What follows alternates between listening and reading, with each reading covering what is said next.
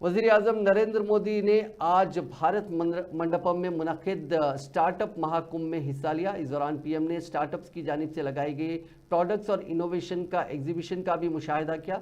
इस प्रोग्राम से खिताब करते हुए वज़ीर-ए-आज़म मोदी ने कहा कि हिंदुस्तान दुनिया का तीसरा सबसे बड़ा स्टार्टअप बाजार है, जिसे हमारे मुल्क के नौजवान लीड कर रहे हैं। साथियों, आज जो स्टार्टअप सफल हो रहे हैं उन पर एक बड़ी जिम्मेदारी भी है।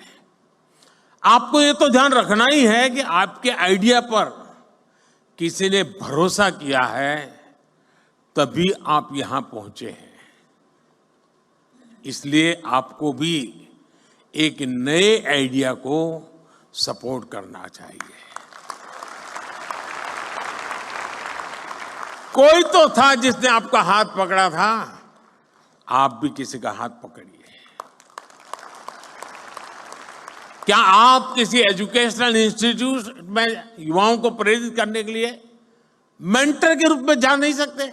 मान लीजिए आपने 10 टिंकरिंग लैब ले लिए, जाएंगे उन बच्चों से बातें करेंगे, आपके आइडिया उनके आइडिया चर्चा करेंगे, इंक्यूबेशन सेंटर पर जाएंगे, 1 घंटा दीजिए, आधा घंटा दीजिए, मैं रुपये पैसे देने की बात नहीं कर रहा हूं। देश की नई पीढ़ी से मिलिए दोस्तों, मजा आ जाएगा।